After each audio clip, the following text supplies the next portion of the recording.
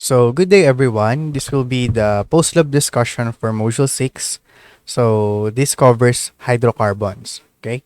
So, for the learning outcomes of this module, so at the end, you should be able to develop ability to detect various signs of chemical change. So, basically, sa Module 6 natin sinimulan yung mga simple chemical tests for us to differentiate several different functional groups. Okay.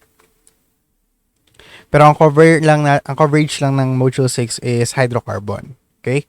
And then next is for us to observe how hydrocarbon types may be detected and differentiated using simple chemical tests.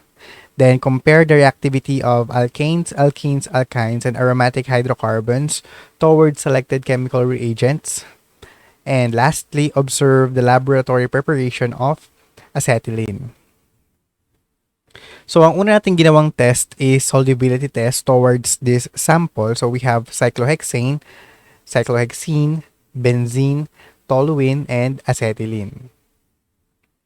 Then, the results of this test are the following. So, this shall be included, or this should be included in the post-exercise or exercise sheets that you have submitted in our Google Classroom.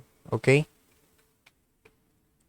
So, ang cyclohexane natin, when dissolved in dichloromethane, it is observed to be clear, colorless solution.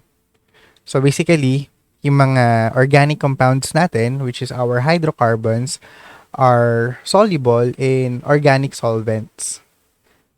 So, positive lahat to. So, since they have different polarity with water, so, mga non-polar yung ating sample. So, magkaiba ang polarity with water since water is polar. So, we will have to see formation of layers. Okay? So, hindi sila immiscible. Kumbaga, ang ating cyclohexane, benzene, and toluene with water. So, it is negative. So, there are layers. Dito kasi, it seems like a solution kasi uniform yung itsura niya. Pero kapag immiscible or not soluble yung ating sample sa ating solvent, it appears to have two layers. Okay? So, same with NaOH. So, basic solution. So, ang NaOH natin dissolve in water. That's why, basically, negative din ito. Pero cyclohexane forms a clear colorless solution as subjected to sulfuric acid. So later on, we will discuss kung ano ba yung essence ng sulfuric acid as it reacted with cyclohexane.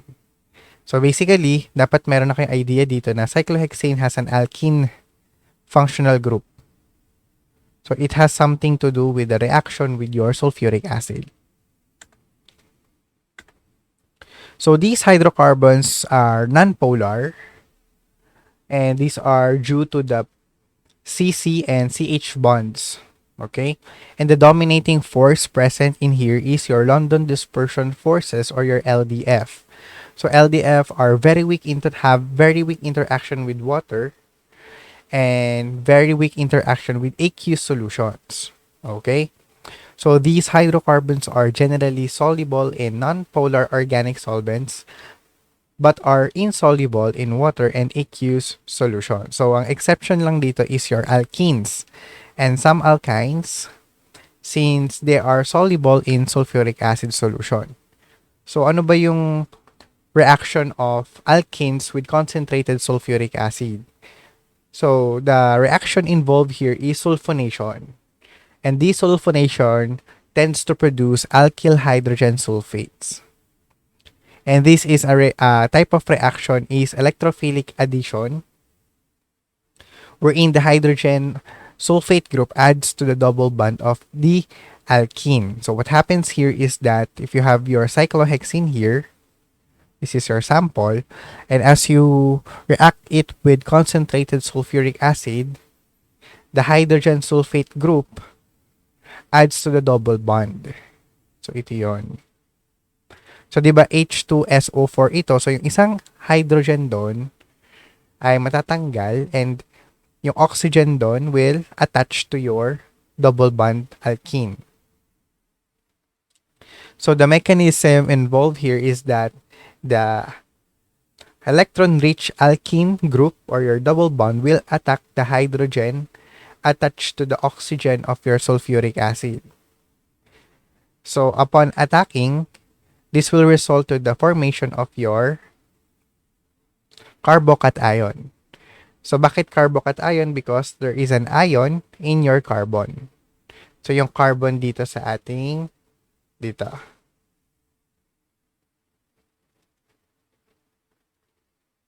Okay?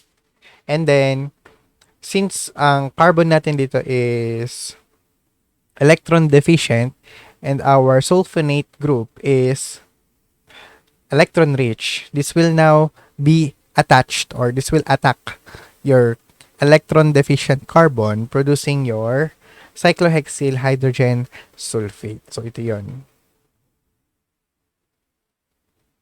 Hence, there is a reaction between your alkene and your concentrated sulfuric acid. So how about for alkynes? So alkynes undergo hydration. So by hydration, yung ating triple bond, it will have a OH group that later tautomerize, forming your keto tautomer. Okay? So yung ating tautomer is an isomer of a compound which differ only in the position of the protons and electrons. Okay? So basically, parang same lang ito dito. Ito ay enol. So nagkaroon ng in, meaning meron kang alkene. Ol, meaning meron kang alcohol. Tapos ito naman keto, since you have ketone. So nag-transfer lang yung ating double bond dito. Then yung ating hydrogen upon tautomerization, transfer to this carbon. Okay?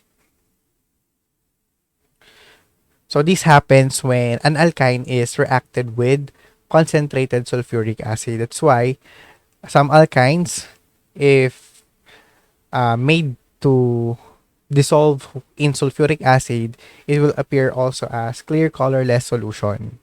So hindi siya magpo-form ng two layers.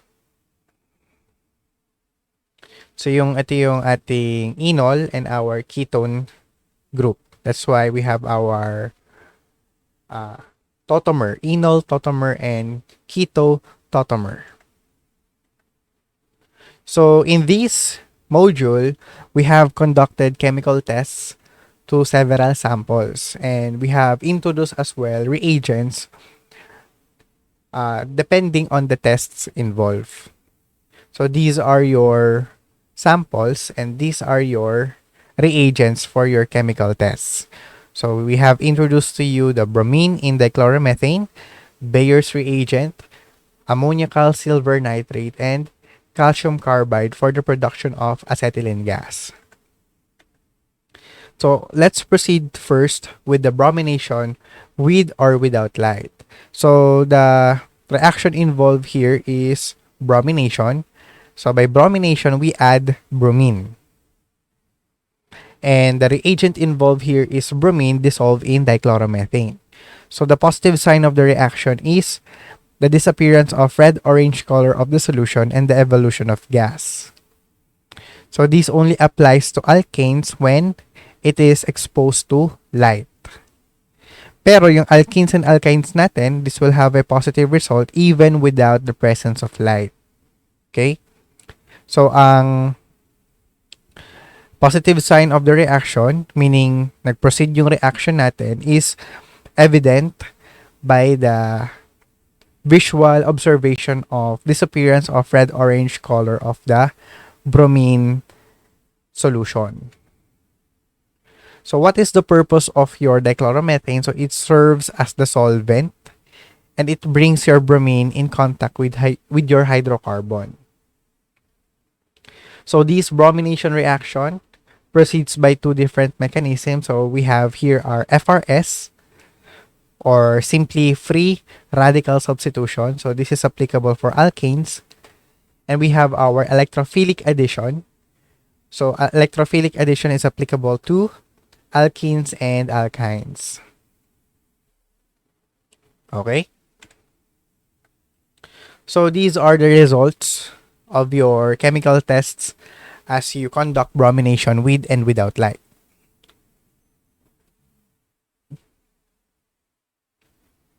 So yung exposed sa light na cyclohexane, as mentioned kanina, is nawala yung red-orange color ng ating bromine. Pero kapag hindi siya exposed, hindi natatanggal yung red-orange color. So this indicates that your sample is an alkane. Okay? So kapag naman yung ating sample is nag-turn into clear colorless solution with and without the presence of light, it just means that you have your alkene or alkyne. So for benzene, we have here negative results for both bromination with and without light. Kasi you don't have an alkane or alkene present in your group. For toluene naman, so your toluene has an alkane group. That's why in the presence of light, it turned to be clear colorless solution. Pero kapag walang light, so siya ay nare-remain yung color ng ating bromine. Meaning, pag nare-remain yung color ng bromine, no reaction involved. So this should be the one that you should have inputted in your exercise sheets. So these are the observations. So dapat ganito gumawa ng observation. So I accept the observation na kung wala kayong nilagay na evolution of gas kasi hindi naman siya apparent sa ating module. Pero if you have conducted this in the face-to-face class, so dapat naka-indicate doon na may evolution of gas if you have observed the evolution of gas. Okay? So now let's proceed to the bromination with light. So ang bromination of light natin is applicable for alkane and the mechanism involved is free radical substitution or FRS. So this involves replacing one or more hydrogen atoms of an alkane with bromine upon exposure to UV. And the products will be HBr. So this will be the gas involved. That's why kailangan meron kayong evolution of gas doon.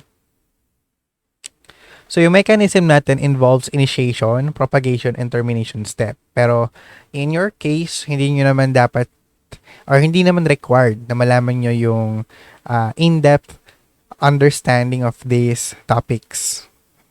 Pero for chem majors, these are fully discussed comprehensively in Chem 43 and Chem 44 lecture. Okay? So I think in your lecture, pwedeng ma-discuss to. Pero sa lab natin, hindi naman siya part of our objectives. Okay? So binention ko lang dito for you to know na may gantong mechanism present in free radical substitution. So we have here an example of free radical substitution of cyclohexane and toluene. So yung cyclohexane natin, so it is an alkane upon bromination with the presence of light. So ito yung ating light. So the addition of bromine is observed as well as the evolution of gas in the form of HBr. So this also applies to toluene since we have an alkane here. So the bromine will be attached to the alkane in this manner. So we have your bromomethyl benzene and also the evolution of gas is observed. So ito yung mechanism of bromination. So i-run through ko lang ito pero hindi nyo naman kailangang sauluhin. Okay? So sa initiation step, i-cleave natin yung bond between two bromine atoms sa Br2 forming your bromine radical, and this bromine radical will be the one involved in the step 1 propagation step. So this will form your radical and your HBr. And these radical now will be reacting with the bromine or your Br2 to form your brominated alkane. Also, a side product of bromine radical. And the termination step is pwedeng ito mag-react with another radical ng alkane, or pwedeng ito mag-react with the bromine radical forming this, and your bromine will be reacting with itself forming your Br2. Okay? So these are the three steps: initiation, propagation, and termination. So in termination step, magkakaroon lang ng termination step if wala nang present na radical in our solution. So this reactivity of alkyl radical towards FRS, ang ating bromine is less reactive than chlorine towards alkane in general, but is more selective in the site of attack. So ito ay yung site, meaning kung saan carbon siya aatake. Pero in essence, mas reactive ang chlorine. Okay? So the rate of bromination is affected by the stability of the radical intermediate. So by radical intermediate, it just means that mas mataas ang ating stability, mas maganda ang formation ng ating brominated alkane. Okay? So yung benzylic radical is the most stable one, and the methyl radical is the least stable one. So if magkakaroon tayo ng rate of reaction, if you will test kung sino yung pinakamabilis maging clear, colorless liquid, so yung benzylic alkane natin, or benzylic radical natin will be the one with the fastest formation of the clear colorless solution, and the slowest one will be the methyl radical. Okay? So this stability is due to the hyperconjugation, with more R groups bonded to carbon bearing the radical more easily formed. So now let's proceed to the bromination without light. So this involves the mechanism of electrophilic addition. So electrophilic addition is prominent to your alkenes and alkynes. Okay? So the positive sign of the reaction is the same. So the disappearance of red-orange color of the solution will be evident. So hindi na kailangan ng UV light dito, since pi bonds can act as nucleophile. Okay? So what happens here is, if you have cyclohexene, so the reaction would be, there are two bromine that will attach to that both ends of your carbon-carbon double bond. So for the mechanism, the electron rich group of the alkene, or of your hydrocarbon, will attack your bromine. So this will have your bromonium ion intermediate, and this bromonium ion intermediate will then be attacked with the bromine ion, and this will form your 1,2-dibromo cyclohexane. So yung addition natin dito is anti. So dito nakalagay. Anti-addition of halogen, meaning magkaiba ang orientation ng ating addition. So dito, as you can see here, solid to, or wedge line. So dito ay dash line ang ginamit. So meaning ito naka-orient palabas ng screen ninyo. Then itong bromine na to naka-orient papasok ng screen ninyo. So if we have acetylene naman, this will form tetrabromoethane. So it requires 2 bromine. So kasi ang tendency nan is magpo-form siya ng alkene dun sa first step, and then sa second step i-form niya ulit yung alkane naman. Pero ito ay brominated pa rin. So, ang mechanism na pinakita rito ay when you use chlorine gas. Pero dito, same mechanism involved. So, you may substitute the chlorine here with bromine. So, the next chemical test is Bayer's test. So, this involves oxidation.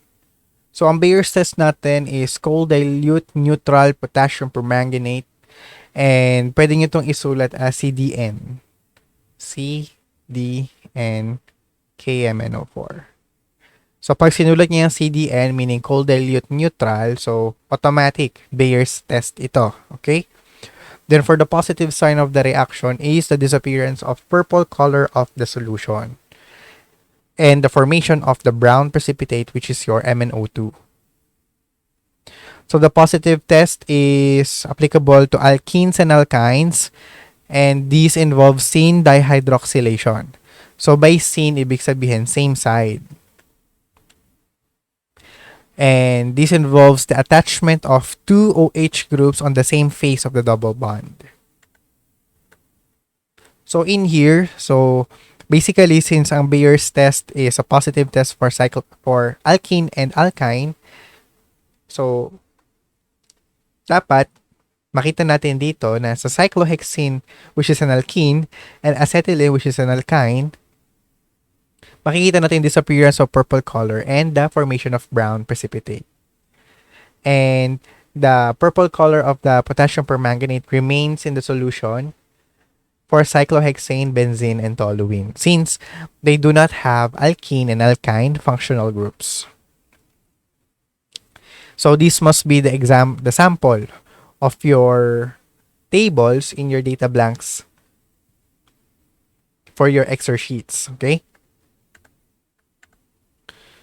So for cyclohexene, this is the pertinent reaction equation. So you have your double bond here and the KMNO4 and water. So in here, as mentioned, ito ay syn dihydroxylation. So ibig sabihin, same side to. It can either be dalawang wedge line or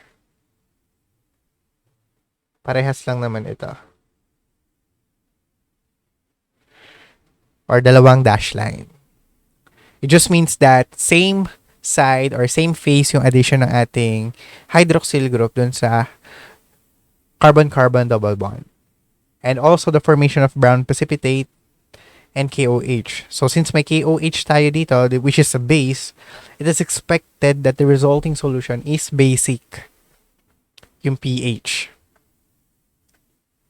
So the mechanism of syn dihydroxylation, so it is shown as this one. So ito yung permanganate ion natin. So it forms this ion, and upon the presence of water, it releases the MnO2, and your oxygen here will be attached to 2 protons of hydrogen. Yan. So, paano kapag hot acidic KMNO4 ang ginamit? So, magiging adipic acid yung ating resulting product instead na doble hydroxylated or dihydroxylated. So, nagiging carboxylic acid siya. So, you can see here. So, this will have further oxidation of your alkene. Okay?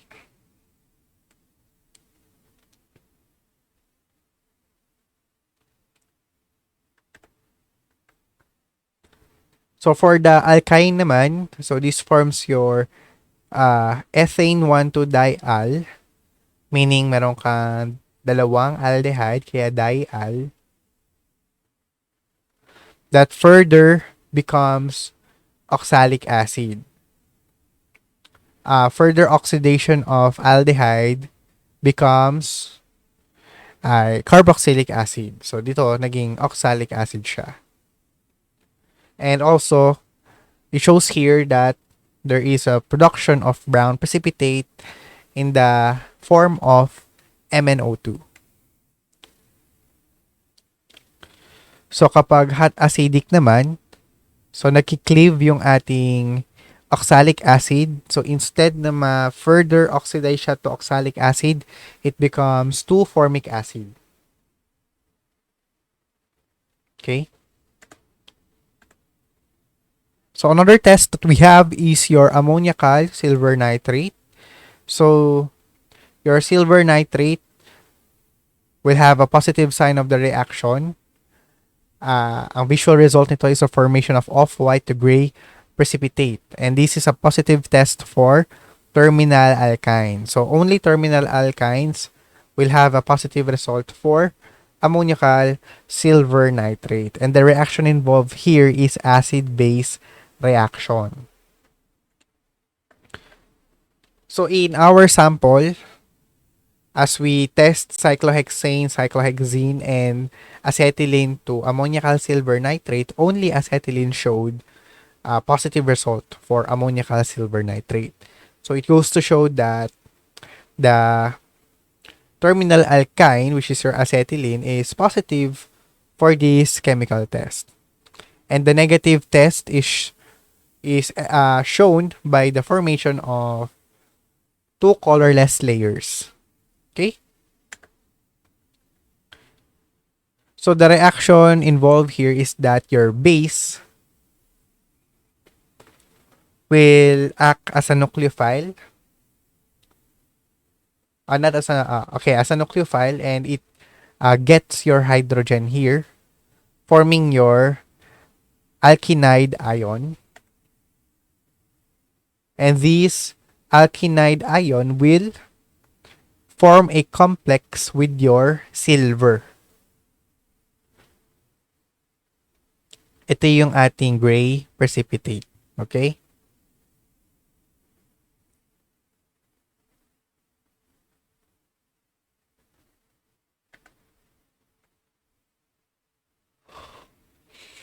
So in here, the reaction involved is kapag ito yung ating calcium carbide. So as you expose calcium carbide with moisture, so water ion, so it produces your acetylene. And bubbling of acetylene gas over acidified calcium sulfate. So ito yung ginawa dun sa ating video sa pre-lab study guide natin. Okay? So you may pause this video and read the citation here. Then for the chemical test, so ito example na lang. So if you have a benzene and ethyl benzene, so how do you differentiate these two? So since we have an alkene, we have a benzene rather, and an alkane. So we may use bromine test with the presence of light, since an alkane will have a positive test for this reaction. So the result will have the disappearance of red-orange color and the formation of or the evolution of gas due to the presence of HBr. So how about 1-butane and 2-butane? So ang test dito is ammoniacal silver nitrate, since we have here a terminal alkyne. So ito ay hindi terminal. That's why the terminal alkyne will have a positive result with the ammoniacal silver nitrate, forming your gray precipitate. So next is we have an alkane and then an alkene. So we can use Bayer's test. So by Bayer's, ma-oxidize yung ating alkene. Hence, mawawala yung purple color of permanganate solution, and it will have a formation of brown precipitate. Or we can use bromine test. So ang bromine test without light, ang magpa-positive doon is yung ating alkene. Kasi we'll have the formation of this brominated alkane. So, question, if we have used bromine test pero with light, madi-differentiate ba natin yung dalawang to? So, the answer is no because both will have a positive test for bromine test in the presence of light. Kasi ang ating uh, alkane can form this kind of result pero isang bromine lang yung mag-a-attach. And yung attachment niya ay sa carbon na to because the tertiary carbon is more stable than the secondary radical. Ito secondary to. Ito secondary rin to. And the primary. Ito primary, primary, primary. So basically, you'll have a mixture of products. Pero ang major product ninyo is this one. Meaning yung BR natin dito nag-attach. Pero, meron kang minor products na meron kang BR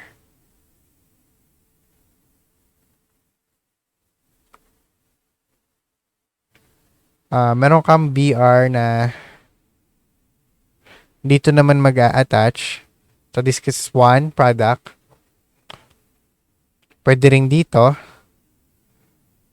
So, ang sinasabi ko dito sa alkane ay isang bromine lang yung mag-a-attach. It can either be here or here. And lastly, pwede rin sa primary.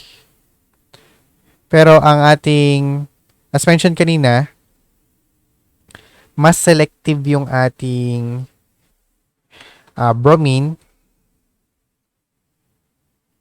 in such a way that mas gusto niya yung tertiary or mas stable na radical. And ang mas stable na radical ay kay tertiary radical. Okay? So how about toluene and 1-methyl cyclohexene? So it can either be Bayer's test. So yung Bayer's test natin will be positive to alkene. Or it can either be a bromine test. So ang bromine test is positive sa alkene. Okay?